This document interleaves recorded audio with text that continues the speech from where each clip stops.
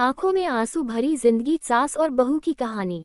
पूरे गांव में जया नाम की बहुत सारी तारीफें सुनाई जाती थी। वह न केवल सुंदर दिखती थी, बल्कि उसके मुलायम स्वभाव और सबके लिए समय निकालने की योग्यता के चलते सब उसे प्रेम करते थे। जया की शादी एक धार्मिक परिवार में हुई थी, जहां संस्कार और रिवाजों को बहुत महत्व दिया जाता था। लेकिन जैसे ही जया के सास ससुर उसके घर आए, उसका माहौल पलट गया।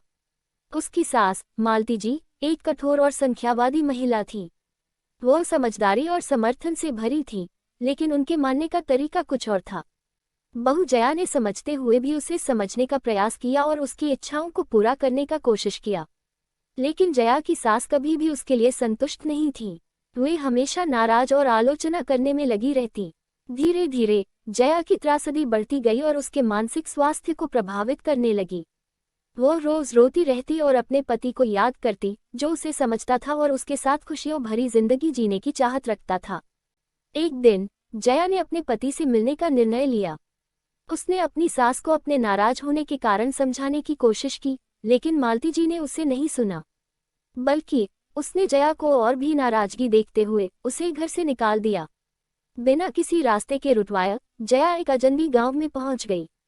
वहां एक साधु बाबा के आश्रम में रुक गई और अपनी परेशानियों का समाधान ढूंढने लगी। बाबा ने उसे ध्यान दिया और उसकी बातें सुनी।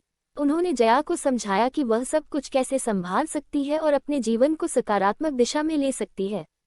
धीरे धीरे जया की मानसिक स्थिति सुधारने लगी और उसे एक नई ताकत का एहसास हुआ। वह आश्रम से निकली और अपने घर को वापस जाने का निर्णय लिया। जब जया अपने घर पहुंची तो वहां उसके सास ससुर और परिवार के सभी सदस्य उसकी तलाश कर रहे थे। जब उन्हें जया मिली तो सभी उसे बड़े खुशी से गले लगाए और उसे समर्थन देने का ऐलान किया। वह अपने पति के साथ वापस एकजुट हो गई और सब कुछ समझाने का प्रयास किया। उसने अपने सास ससुर से माफी मांगी और उन्हें अपनी इच्छाओं को समझने की कोशिश की। धीरे धीरे जया ने अपने परिवार के साथ फिर से खुशियों भरी जिंदगी बनाने का काम किया। उसने अपने सास ससुर के साथ अच्छे संबंध बनाए और उन्हें समझते हुए उनकी सारी इच्छाओं को पूरा करने का कोशिश किया। एक दिन मालती जी ने जया को आकर माफी मांगी और उससे कहा कि उसे बिना उसके साथ वहां रहना असंभव है। उसने स्वयं को बदलने का वचन दिया और उसे अपने परिवार का हिस्सा बनाया।